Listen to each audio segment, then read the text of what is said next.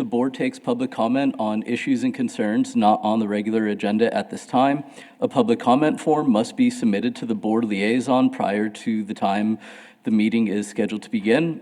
Public input on a regular agenda item will be taken at its appropriate discussion. Citizens should speak from the lectern, address all comments to the dais, begin by stating their name and address or single-member district number, and limit their remarks to less than 3 minutes. Any public comment? No. Okay. Next item is consider approving the attached February 4th, 2026 meeting minutes.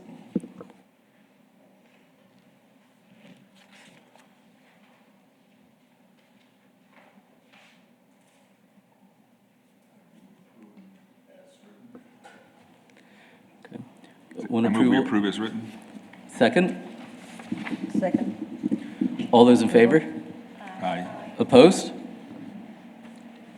Okay. So moving on to the regular agenda, first, discuss the Kids Kingdom Playground and its need for replacement, along with funding possibilities for this, as well as for other playgrounds, and recommend any related matters. This is a continuation of our discussion about the playgrounds.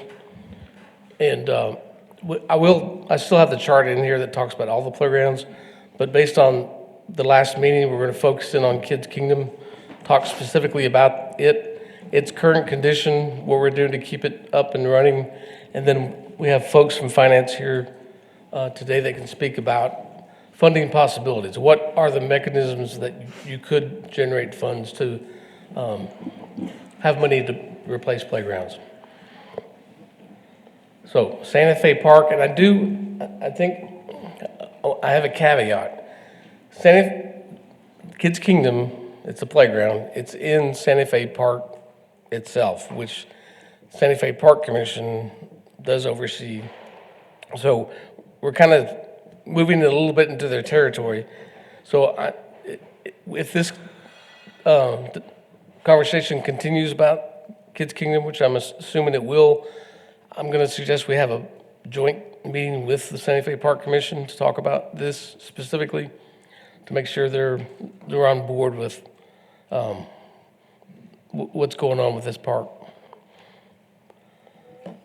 So this is what we're going to show several pictures of the playground, and maybe you've all had a chance to go by there and check it out yourself to take a look.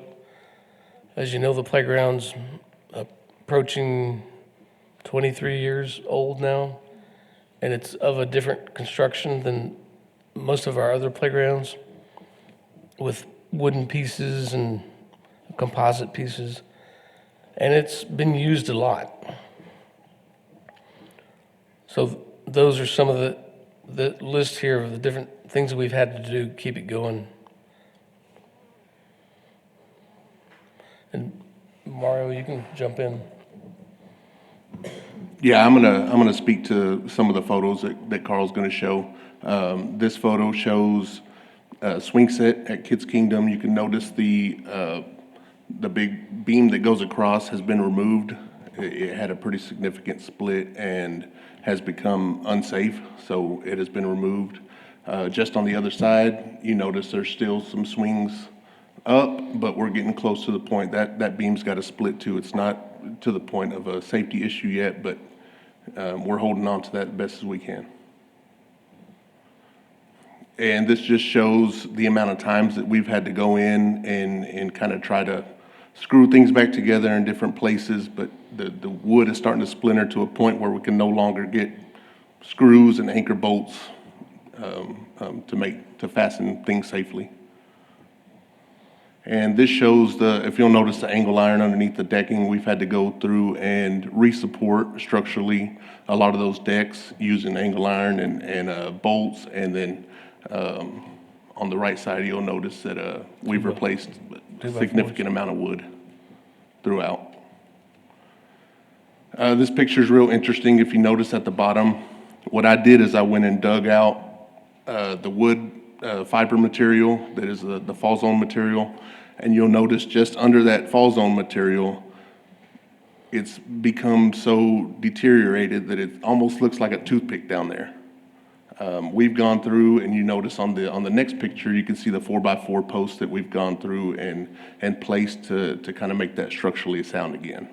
But those are very structural components of the playground itself, so it's getting to the point where those would need to be replaced completely.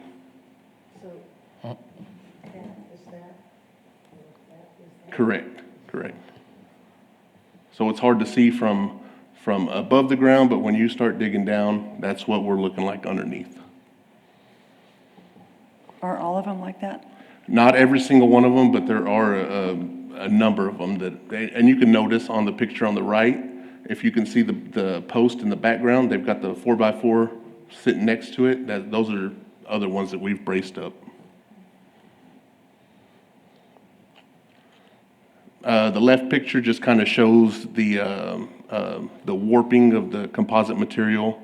You can see where it's bowed and becoming brittle.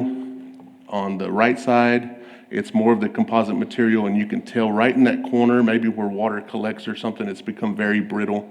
Matter of fact, yesterday we had a citizen approach us that somebody was walking and one of those broke while they were walking across it. So more photos of just the splintering wood and the trouble we're having keeping things put together. More structural bracing on a structural post on the left hand, and the right hand just shows the age of the wood beginning to splinter. Again, on the composite material on the left, you can see that we've screwed into that thing multiple times. We're to a point where there's not much more we can do on components like that. And then just more wear and tear on the other picture. More structural bracing. If you notice on the decking, everything that's got the stainless steel brackets are deckings that we've gone through and replaced in-house. And that there's that kind of repairs throughout the playground itself. You talking about the joist hangers? Correct. You can see on the left photo what used to be a slide that has been removed. Number one, it was very weathered and aged and became brittle, broke. It's very expensive to replace, and are we trying to replace something that's at the end of its life? And then on the right hand, you can just see where that post is leaning and is, This one. being band-aided.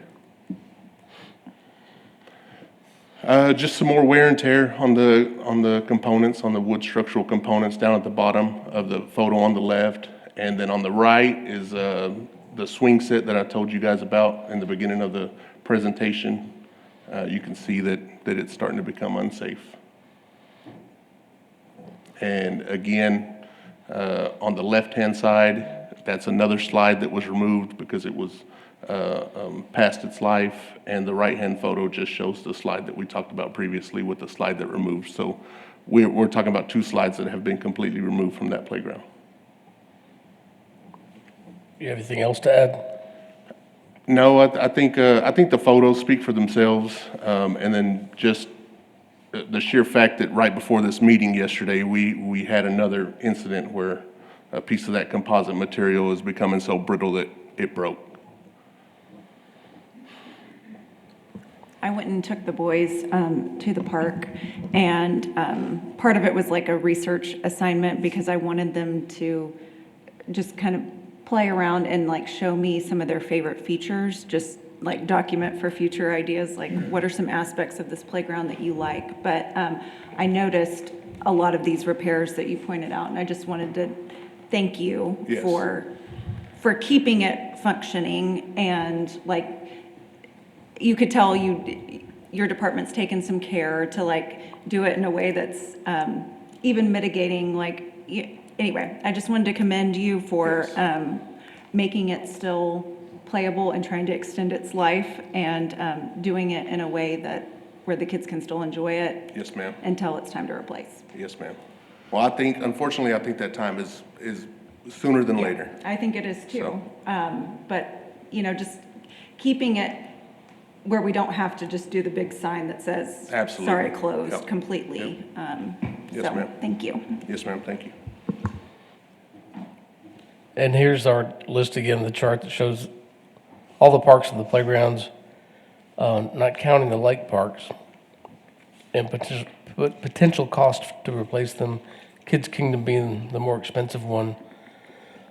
One, because I think we do want it to be a signature playground, and we could add a splash pad at that location. Like I think Alicia was speaking about a couple of meetings ago, we could get to the point where we do have to close it before we do replace it. I hope we don't get to that point, but it's still going to be a few years at this point before it gets replaced. We'll keep it up as best we can, but there may come a time when we have to close it. And we talked last time about funding possibilities. I listed some possibilities, and then the thought was to have folks from finance here to talk about really what are our possibilities to acquire funds to replace playgrounds. I'm not talking likelihoods, I'm just talking possibilities. And is Jonathan going to come? We have Tina Dersky, recently promoted to Assistant City Manager from Finance Director here. She's going to bow out. And then Jonathan from Finance to speak to it. Good afternoon, Board. Jonathan Flores, Interim Assistant Director of Finance.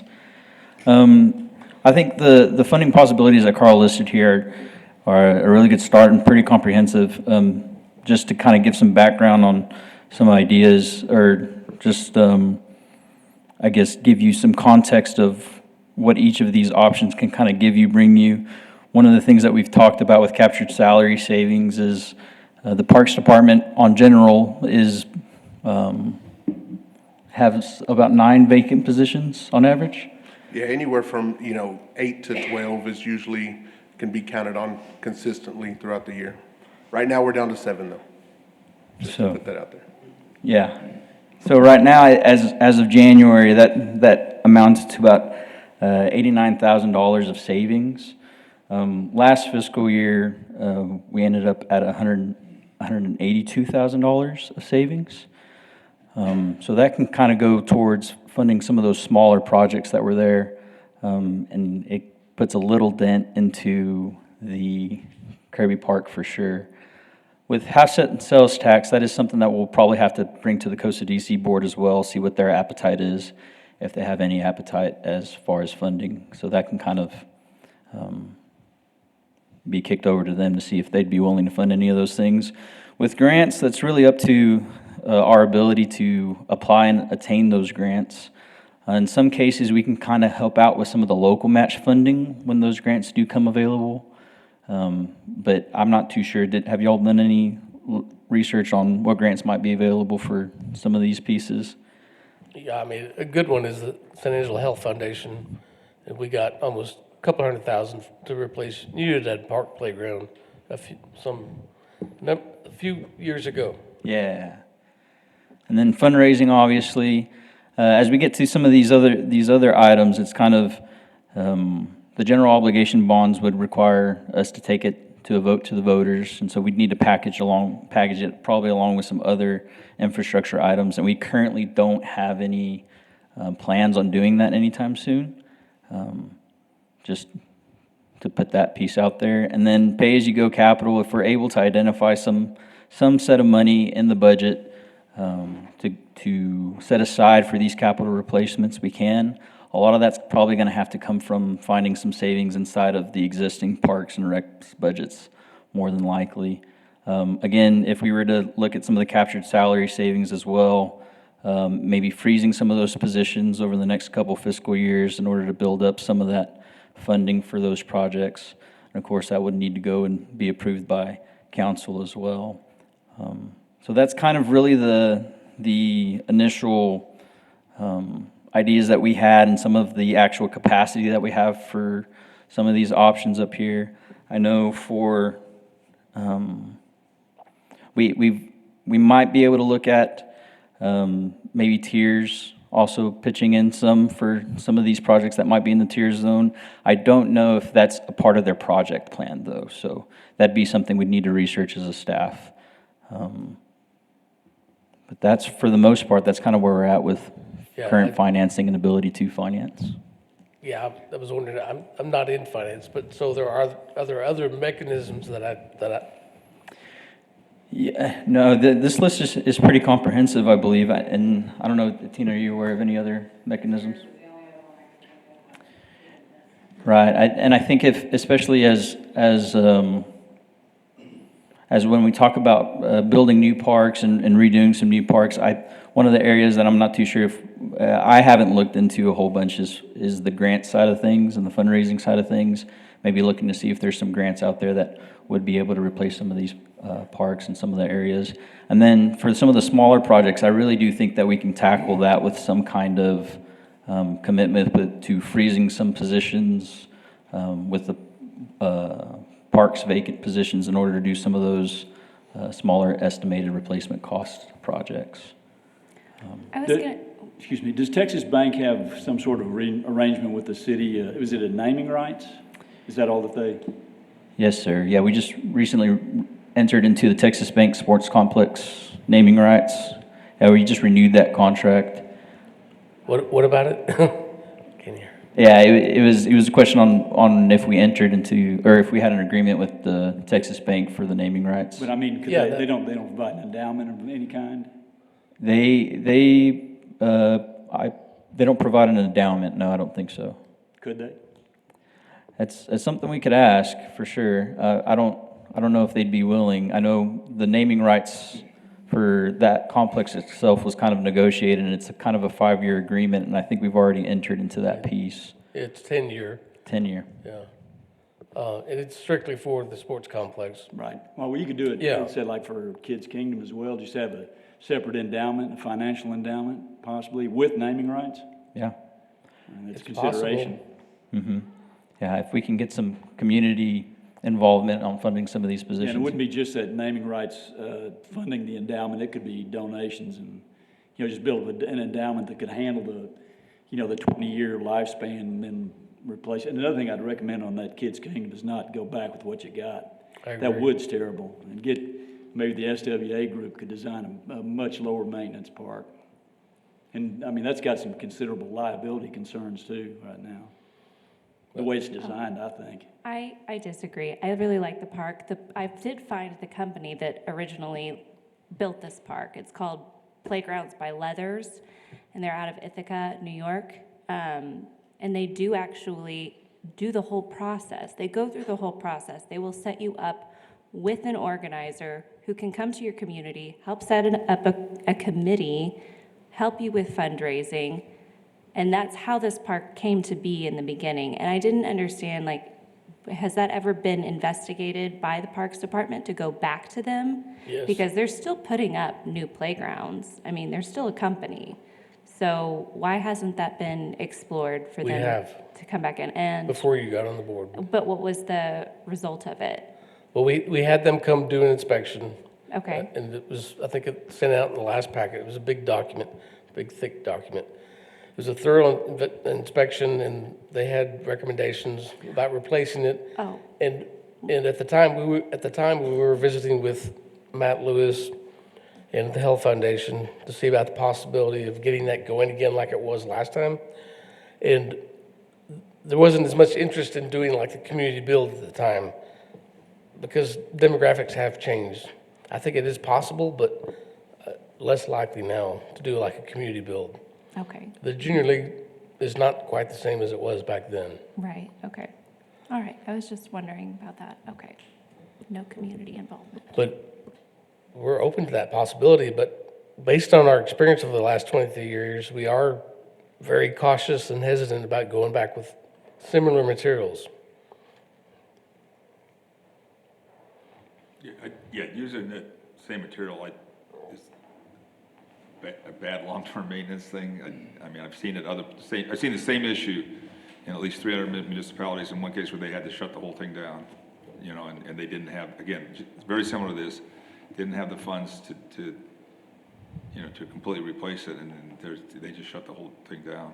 They didn't even have the money to demolish it, they just put a fence around it. So, I think we might need to zoom out just a little bit and think about, I mean, I think this is really good timing, actually, with this river corridor, you know, meetings. I mean, I'm not the liaison, but I think zooming out a little bit, I think we're already getting back, you know, okay, just replacing the playground and using the same materials or not, or the same vendor or not. Like, I think we kind of need to really think about that space as a whole within the larger whole. I mean, there are so many wonderful possibilities for that section of the river and that playground and the open space that's already there, the possibility of splash pad, possibility of vendor space for like bringing in just, I mean, I've visited so many cool community places in Texas, and that's why I suggested like the potentially I see this as a committee kind of thing, working with Santa Fe Commission and the River Corridor. I mean, to really come up with a good vision, something that we can handle maintenance-wise, or at least know our appropriate, you know, what is it gonna take, you know? It's not that we can't, you know, incorporate some unique materials.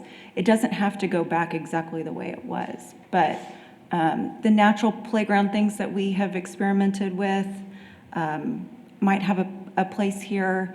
I don't know. I just don't want us to get too bogged down in the weeds of like, you know, which material to go back with, because what we have right now is falling apart, but it's also been 23 years. So I don't know. I think we need kind of like the mini master plan within the master plan. so what, the master plan, what are they looking, you know, is this in their scope of work? Yes, this property is in the scope of their conceptual work. Because I agree with that. I was going to add to that. I have a question about the whole, I mean, you've got this expected replacement plan. Is there any projected funds for any of it? I mean, we're talking about $1.2 million one, but if you add all the other ones up, you know, there's another another $2.5 million there. I mean, how in the past have we funded playground park renovation, or any capital? I mean, how did Bell get funded? What's the last one that got funded was? A lot of the replacements were done with half-cent sales tax, and we are at the end of that funding, dedicated to park improvements. There were a couple, what were those grants that we used for those two replacements like a year and a half ago? Yeah, we did get a health foundation grant coupled with half-cent sales tax, and San Angelo gives funds to redo Unidad. That was. And then we did. But then there were two smaller ones. Well, we did Brown and Brentwood, but that was with half-cent sales tax. Okay. She's talking about Bell Park Yes. and Mountain Oh, View. yes. Mountain View. We got lucky on that. They approached us because they had the funding. It was COVID relief funding. Okay. And so they were looking for opportunities, and they came to us. I mean, is there a grant writer anywhere on the city staff? In any department? Yeah, we have a couple grant writers that are specifically allocated to certain departments. I don't know if we've ever had a grant writer for the Parks Department, if there's anybody in Parks. Well, Sandra Villarreal does right. help. And we're actually working on a smaller grant opportunity right now for funding for Santa Rita. Okay. But, I mean, she's the health department director, but she does help write grants. Well, we've got 25 years of, we got 25-year replacement plan at, I don't know what the number is, but it's like $350,000 a year. I'm just wagging that number. Just, Right, sure. yeah, so how does the city fund these? Right, yeah. There's $300,000 a year worth of requirements to maintain our city playgrounds at their current state. Yes, sir. Okay, we're not talking about building new ones. Right. So, and so we had been funding this through the sales tax, which is now gone, right? Well, it's still there, it's just not dedicated for park improvements or playground replacements. Okay, So if that was an option we'd want to pursue, that'd be going back to the Coast DC board and asking for a new allocation of money in order for park maintenance projects. and what percent of that sales tax in the past was used towards, just, I mean, is it like 1%, 10%, 50%? I don't, We got 1 million for it was a flat, playground renovations, and we stretched it out as far as we could. it was a flat 1 million, it wasn't a percentage. And then there were specific other projects, like the sports complex and. Through a bigger, larger bond project that was approved on the ballot for the type B sales tax. But the half-cent sales tax is definitely a possibility. I mean, we could go back and ask for I mean, a large amount over years. It is possible.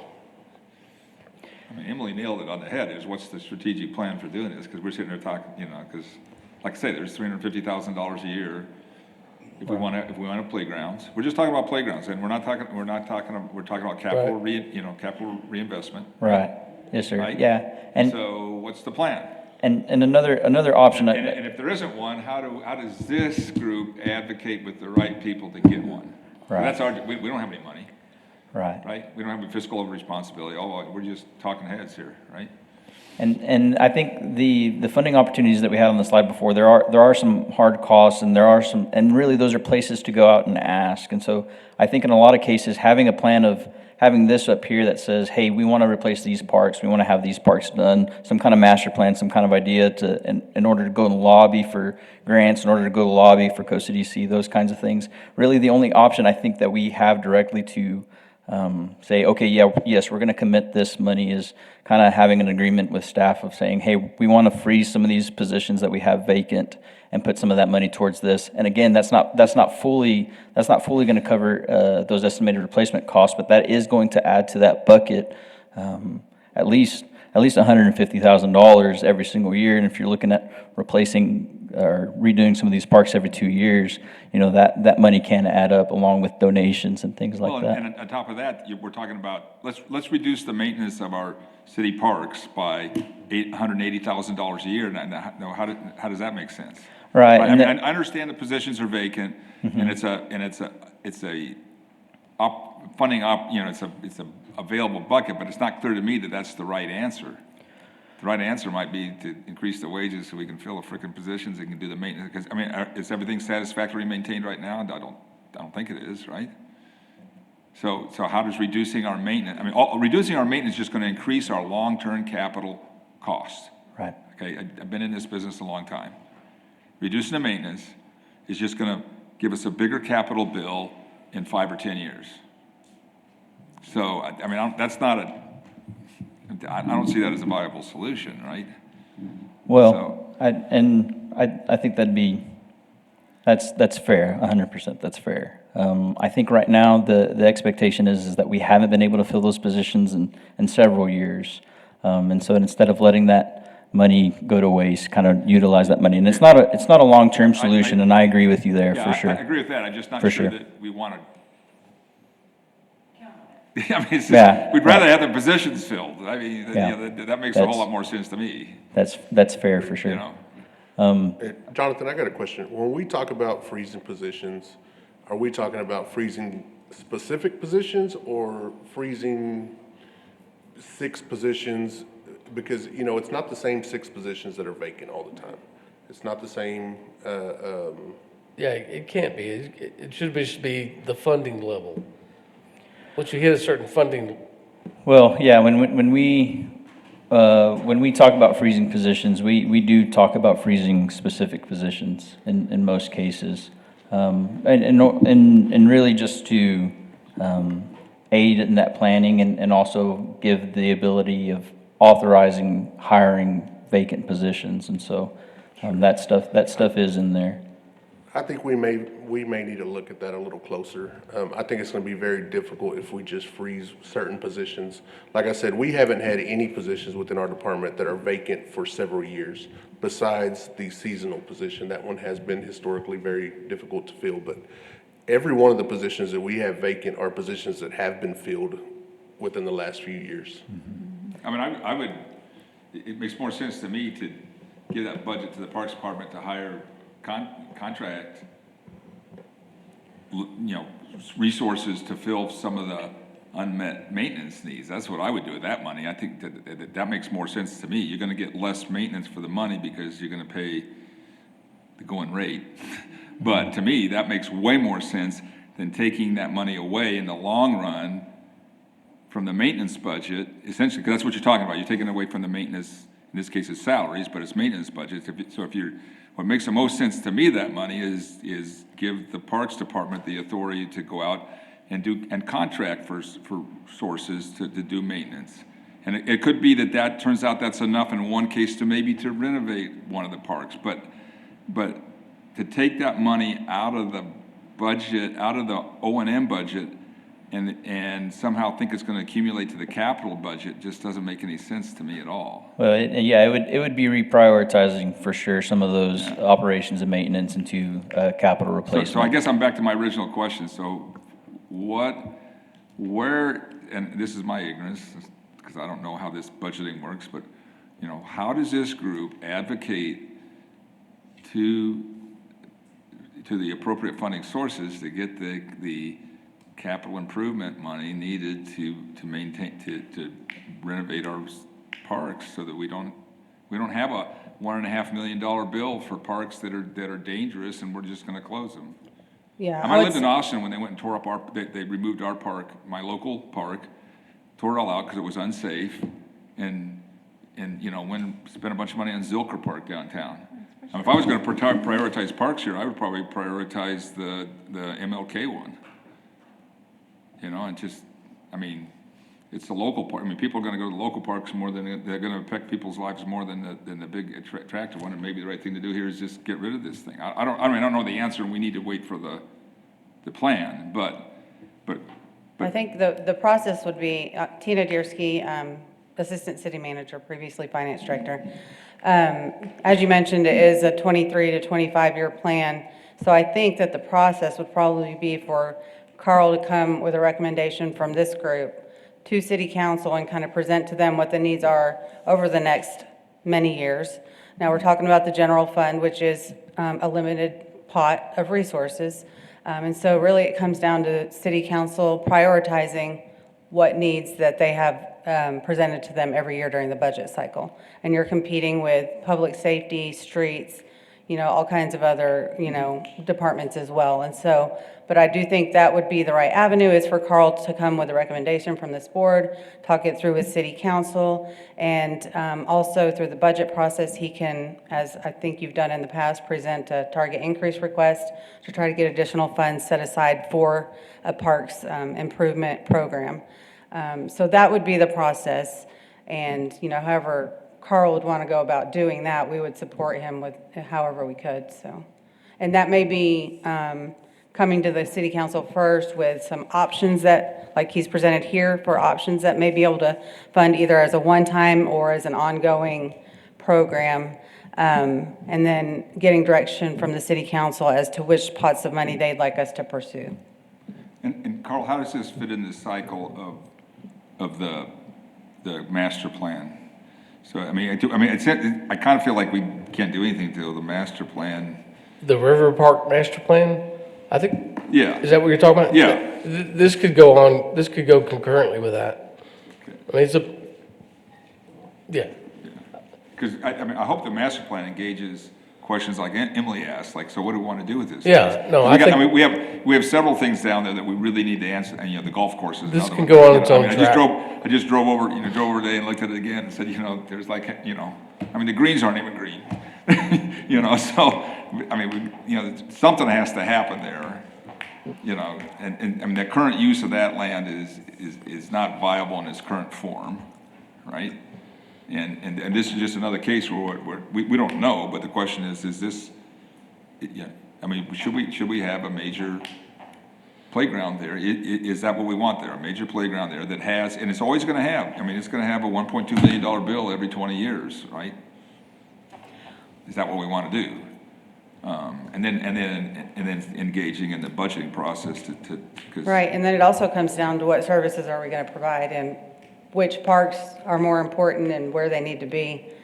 Because we've been going through a process with city council looking, because we do have a limited source of funding for the general fund. And the state legislature is continuously trying to excessively inhibit our ability to even generate property tax. So that's becoming even more difficult. And so we've been going through this process with city council to look at what services we provide in every single department and what kind of revenues we can generate, because we're more and more and more, limited with what we can provide with the general fund, property tax revenue, sales tax revenue, those kinds of things. And that's why I say you are kind of competing with public safety, streets, traffic, those other departments that are also general funded, so. So if we wanted to do a proposal to receive some more half-cent sales tax funds, is that where, like, this board would need to recommend that we advocate for that? Even, I mean, it's, I guess, not a guarantee, but we. That's a piece of the pie. I think she's talking about like an overall plan. Yeah. This is the situation, this is our recommendation, how we approach it. Here are some options. And So I think with the big one, right, obviously is Kids Kingdom. For that one, I think we could look at different sources to get to the 1.2 million. That might be some from tiers, that might be some from Costa DC. The general fund might be able to fund a portion till we get to that amount, and that might be presented separately from the ongoing maintenance program. And that could be a spinoff of the plan, the master plan. Well, what are those, That looks like super high visibility, so you Yes. can take advantage of that to get the. what are our funding sources for the river corridor? Of that plan? The plan, like, The plan or the where- improvements? Right, like, I haven't been to any of those meetings. I mean, I'm just getting that information from this meeting. But like, who are the funding sources for those ideas that are? The plan is funded. There's no funding for Okay. improvements other than the sculpture project. Okay, so just like hiring the firm that's coming up with the plan, that's paid for? Yes. Okay. But Bill, to your point earlier, what you were saying about like, hey, with Santa Fe being 1.2 million, are you like even suggesting maybe the next park at Santa Fe is something that more falls in lines with only a $200,000 bill later compared to another 1.2 later? So we were in a discussion of sustainable material, and you can put it in a playground that has a lower life cycle cost, right? Which, I mean, whatever you do, you should do that. That's just, but that's a pretty, do we have any other playgrounds that are that large? Are any of these other playgrounds that large? I don't think they are, right? That's the biggest one. Well, there's some that are commercial grade that are, maybe have close to the similar footprint, but overall, but I like mean, Kirby or Unidad's- producers. Unidad's pretty spread Unidad's out. pretty big. I mean, to me, like the 2 community parks or 3 community parks that I think we need to continue investing in are, I mean, the 2 that we've already done, Unidad and Kirby, and this one. I mean, I think those should be priority. I agree with the neighborhood parks are utilized by your citizens, but you also need those big community parks. I mean, and it's, I mean, I think we should be putting a lot of attention to this park. I think there's other ways for us to kind of have a separate, maybe master plan for all the other parks and like do some more digging into how could we put in some natural playgrounds here? How do we maybe utilize the green space differently? I mean, I think there's some creative ideas we can do for all the smaller ones and the more neighborhood-sized parks. Again, I mean, I just think that's just going to take some time and some effort to like research and come up with some creative ideas and really think about what our community needs and, what the residents, want, what are they, but I think it's worth our time to invest in Kids Kingdom and how it fits in the bigger plan and really think creatively about the fundraising sources and like, yes, I know half-cent sales tax would be just like one avenue, but yeah. I'm just wondering if we need to recommend that or I'm just going to say that as like a parent and a child who grew up in this community, I feel like having one, especially one, even if it's 3, the community playgrounds in general are great, but even if there's one major playground, it is an attraction that people drive from across town to go to. So it's nice to have it's nice to have your neighborhood playground you can just walk to really quickly. But even Santa Rita Park, there was never a playground there, and I never missed it as a kid. But it's nice to have an event space where it feels like you're going to a destination. And I think it should be prioritized because it is one of the attractions of our city is to have that playground there. So the thought of it going away or just being downsized is actually like pretty jarring to me to even consider that possibility.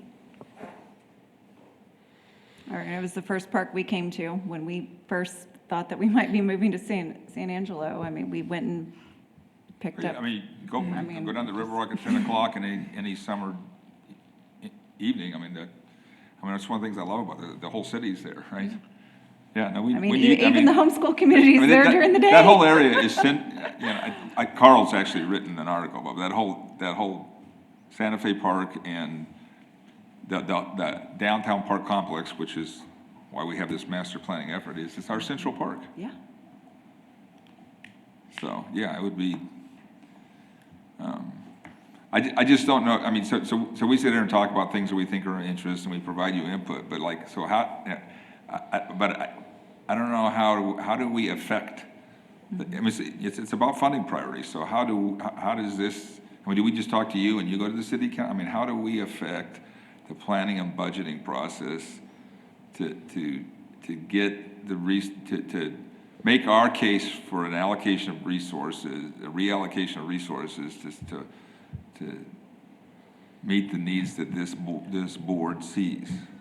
Well, I think it starts with a recommendation, like Tina said, and probably we need to come back to you with kind of a plan that kind of fits in with the River Parks master plan. We know that's going to take a separate course for Kids Kingdom, and then in the next 10 years, here are the playgrounds that need to be replaced. And does your office do the planning then? I mean, who does the legwork? Who looks at the costs and the budget and puts? I mean, is that your office that like does this it? chart? We can come up with a roadmap. Yeah.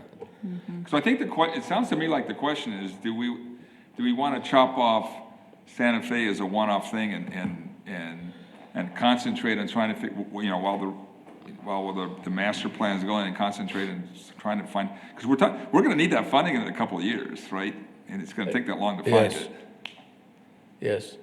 And it could be a public-private partnership. There's all kinds of ways to try and skin the cat, but do we want to do that, or do we want to look at this whole list of parks? And I kind of think I'm thinking 2 parks. I mean, what I'm hearing, the sense I'm hearing is we need, at least among some people, is we have some flagship places. I always couch this with the equity for those places that aren't near the flagship places, and for people who don't have the mobility to get to those. I think that's really important to remember. But we have some flagship places that we think need to be invested in especially, right? And this is one of them. I don't know. Is there a Northside flagship place? That concerns me. Right? We have Unidad, which is Kirby. yeah. Producers. And so Kirby has a major unfunded project, right? Right? Isn't there the bridge and the? The bridge isn't funded, but across the river is a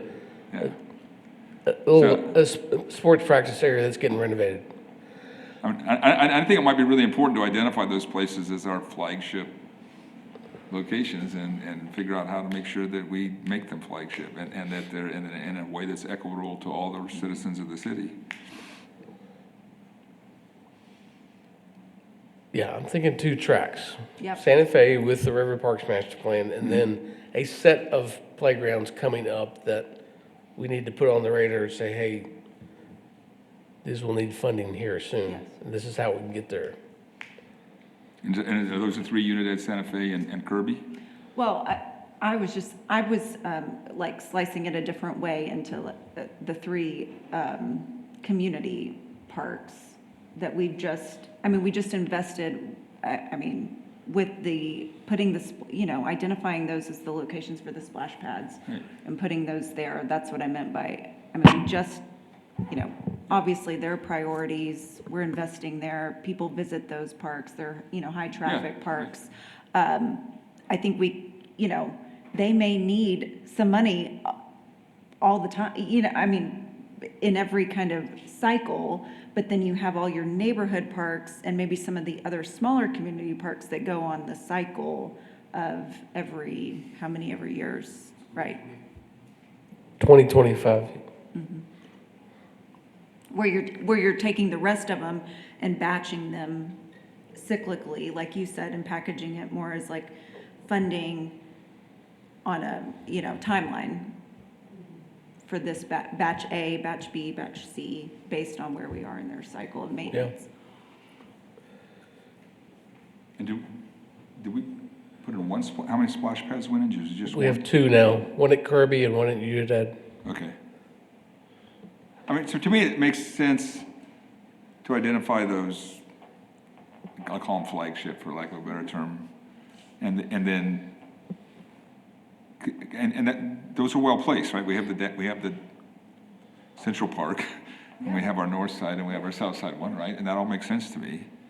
And they need, if they're high use, high demand flagship ones, they need some special attention.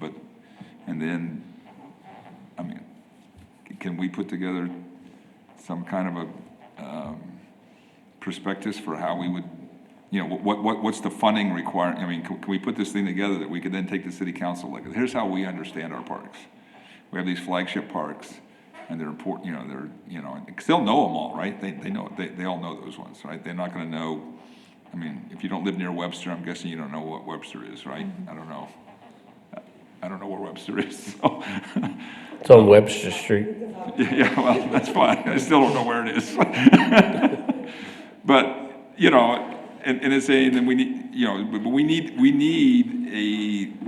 to be in the budgeting process, right? So Yes. how can we help you do that, Carl, before you No, that's what I'm retire? saying. I think it would help, like Tina said, get a recommendation from the board to take to council and have a discussion with council. It may take more than one, I'm sure. But I probably need to come back to y'all with a packaged recommendation from us. Yeah. Saying this is how, like we either said 2 tracks or 3 tracks. Santa Fe Park with the master plan, the community parks and neighborhood parks. Right. And then I always appreciate when I'm the decision maker and somebody comes to me, they come with solutions and not with just problems. So we need to do enough homework that when we come to the city council, we say, here's a solution we think is a viable solution, not, hey, we have this thing and you need to give us money for this, right? Because their pot's not getting any bigger. Right. Right. So maybe the next step is for the district to bring us a model for this. This is flagship plus community parks and what the, I don't know, do we want this is like the capital reinvestment need, but there's an O&M. Right. Is the annual O&M need covered? Do you have in your budget the funding to do the regular operations and maintenance of these? Or do we, or does, Or is there asking for more? Yeah. Can we go now? plug your ears. Because are we advocating for an increase in the O&M budget or the capital budget or both? Yeah, I think it's going to be important, the capital. I think our application on the O&M one is, I don't want those O&M, the money that's budgeted for operations and maintenance right now that just happens to be vacant positions to go away. It needs to stay in the parks. Absolutely. And to me, the most reasonable way to use it is allow them to use that. And I don't know what kind of colors or restrictions of money are in the city. My current business, I can't take salary money and turn it into something else, but I don't know whether you guys can or not. But I would give that back to them to use in contract operations and maintenance. I mean, that's what I would advocate for on the O&M side. And then this is the capital side. We're specifically talking about capital, right? Yes, yeah. Okay. So I'd like the board to come back and, the district, I'm sorry, to come back and give us a model for how you think the best way to approach the capital budget identification so that we could, in a couple months, go to the city get on the agenda of city council and say, hey, look, we got this board, we're really excited about parks, we think they're important, here's all the great things they do, and we have really significant capital requirements coming up in the next 25 years, and as far as, we don't see a current budgetary process to meet those, and here's what we would like to see. What is that? Section 203, what was it, 203? We borrowed against CDBG money. CDBG money? Yeah, for producers in Padron Park. We borrowed against it. Section 303 loan or something. It expires in the near future, What's it called? It's not section 8. I've got about, which could free up some additional funding. I know what you're talking about, but I can't think of what number it is. we're blowing our agenda, but I've also got a hard Okay. stop in about 15 minutes, I so. don't know if there's anybody else who wants to speak to this item. I should shut up now and listen to everybody else. I just wanted a quick question. Like, do you know, just because I don't know, how much it would cost to contract certain maintenance items over having an employee full-time? Would it be double? We've looked at some of that stuff, but I think it's very difficult when you talk about A sites versus B sites. And A sites, we're talking about the flagship parks that you guys are mentioning. We are very event-driven within our department. So a lot of our maintenance comes from, there's an event this weekend, So we do service a lot of esplanades and street centers and things like that. And I think that would be appropriate to look at maybe contracting out. And Carl and I have had those discussions. So I think that's what we're looking at when we talk about contracting. I don't necessarily see contracting parks Hiring as a landscaping company to come mow, okay. And Yeah, 'cause I mentioned it at the last council budget workshop Oh, as one of the efficiencies, or I can't remember which one, but taking some savings and using that to contract labor out to do the medians and triangles and all the smaller properties. So it is a possibility. okay. I just wanted to stay in your budget, and you guys use it wherever it works best. I agree, but I mean, the last 10 or 12 years, it's not stayed in, I mean, it's been captured and taken out Yeah, no, I know that. for different reasons. In another life, I did that. I captured all the unspent labor and used it for, found a way to use it for what I wanted. So I understand why people would do that. Everybody's got that. Every year you've got a vacancy budget, right? In fact, you guys probably know what it is every year, and you've already figured out how to spend it. Okay. I think, if anybody else wants to speak to this item, I probably do need to move on. And I think Heather needs to leave here. We'll still have a quorum. Is there potential, do we need a subcommittee? Do we need a, Santa Fe person, a River Corridor person, at least I one of think us? well, Staff? I don't know. a subcommittee wouldn't hurt. Let us come up with a plan. Okay. If a few of you all are interested in seeing it before we bring it back to the board, we'll just meet and say, hey, take a look at this. What do you think? Great. Anything else?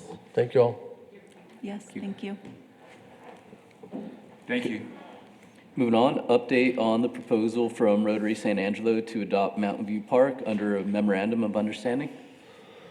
So that did go to council at Tuesday's meeting and it passed. It was on the consent agenda, but it did get pulled for brief explanation, and everybody seems to be on board with moving that forward. And actually, I think they've already started working on a grant application for some funding. And we don't even have the MOU signed yet. So they've got some energy behind them. That's the update. Okay, here and discuss an update on the River Parks master plan and recommend any related matters. So not a lot has happened, but we've got a meeting tomorrow, steering committee meeting online. And then we've also got another meeting with the Concho River Legacy Trail folks online to talk about that project.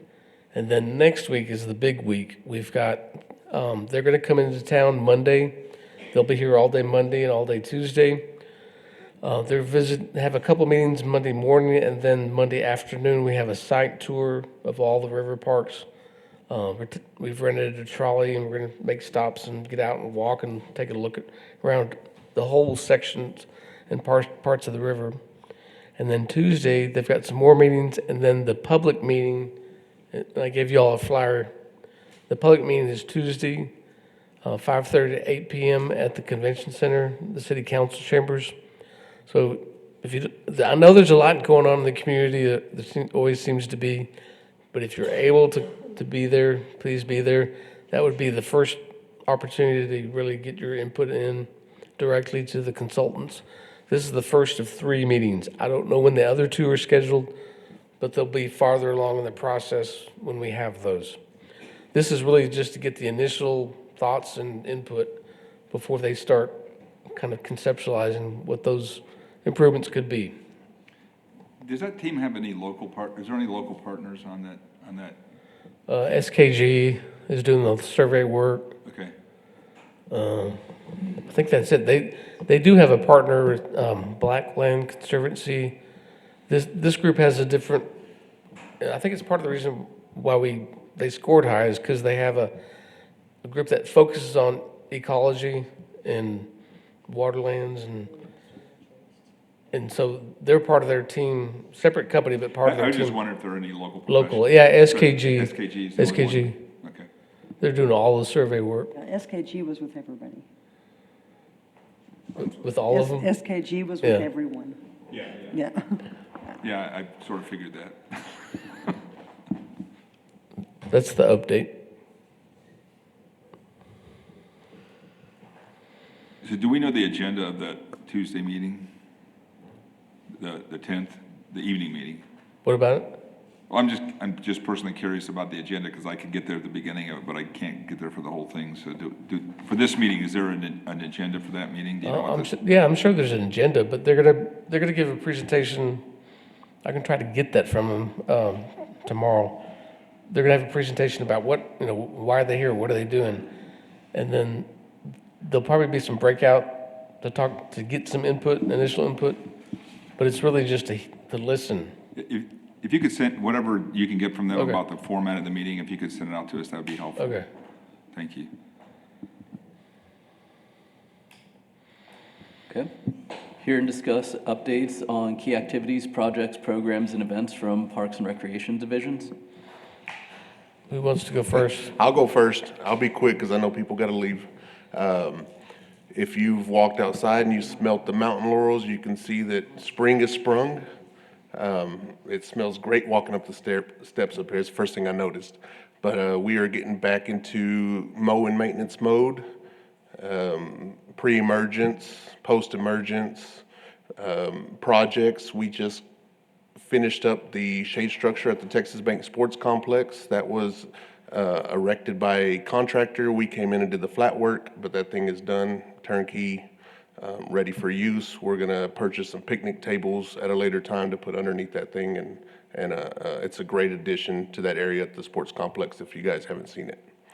We're getting close to finishing up the storage building that we're building at the Texas Bank Sports Complex for our maintenance crews and recreation as well. So that's getting towards the end of it's getting ready to be done. And then we've got the Civic League entryway sign that was just completed. If you guys haven't went by and looked at that, it looks great. Your team did a great job. I think there's one more component to it. They're gonna insert a sign with the wayfinding project, and then it'll be cleaned up and we'll be done with that project. You're gonna add some paved stones in the front? Yes, we're gonna do some paved stones in the front just to kind of give it a better look as you're walking up to the park itself. That's gonna be probably our next project. And then we've got tons of odds and ends that need to be completed before we can jump over to Santa Rita, hopefully this summer, and start that process. I'm sorry, man, I'm in a whole nother month. Yeah, this summer. We're getting close to. Gonna get me run out of Santa Rita. Yeah. Well, Yeah. There's a lot going on. So, any questions? Thank you. Yes, on the recreation side, we just wrapped up date night last week. So we hit higher numbers than the year before, and plus this year we're at a $15 ticket instead of a $12 ticket. So we had more people, plus we had more revenue as well. This year was Follow the Yellow Brick Road. Everyone loved the decorations, and we had DJ Raymond out there this year. So a lot of good reviews. Probably have the same type of team for next year, but the deal with themes is I try and keep one retired for at least 6 years. So the next 5 years will be a completely different theme than the one that we had this year. And then we wrapped up the weekend with we had a regular season basketball wrap up. We have over 90 teams in our youth basketball, so they wrapped up regular season. So this weekend is their end of the season tournament, which is like the regional to qualify for the TAF state tournament that they'll go to Marble Falls for. And then we had on quad one on a couple of our fields, we had a nutrition kickball fundraiser. So we had 4 teams sign up, but it was mostly profit, so a little over $800 there to go towards the nutrition program. And then we have, depending on weather, we have a USA softball tournament this weekend. So 20 teams traveling from out of town as far as Alpine, coming into the community, getting hotels. So we're hoping that can work out in some way, shape, or form.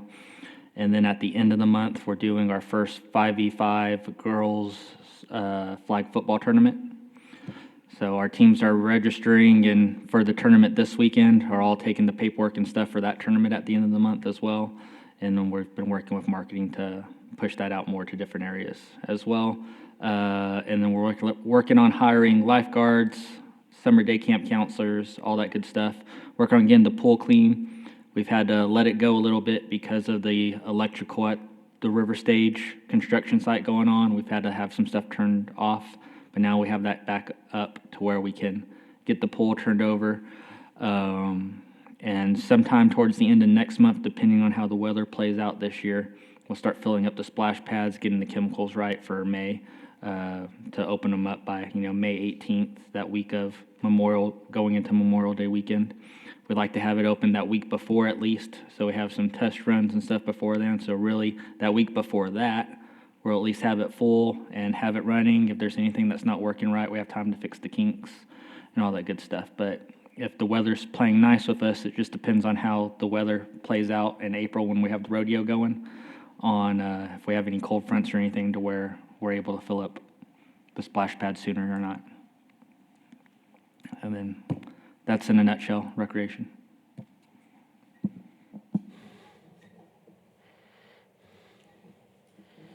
Okay, consider any future agenda items. We'll bring back a staff recommended replacement plan for playgrounds. And then we did get a request to waive the rental fee for a private event for a nonprofit organization event at Kirby Park Pavilion. So that's got to go to the board and to city council. That's the 2 items I know of. And I think the capstone team is going to present on April. What? Yeah. What? The Civic League Park, the you want that on the lagoon update? Yeah, they want to present on April 1st. Oh, that's right, yes. Rather than, so we'll have the Angelo State capstone team present their conceptual approach to the lagoon rehabilitation. I'll add that. So, I think we said, what did we tell them? We told them 20 minutes, right? Yeah. 20, 30 minutes total with discussion. Yeah. Well, I'll hold them to whatever you want to hold, whatever you want. I think I'll tell them to have a 15-minute presentation, and then that'll give us time for questions.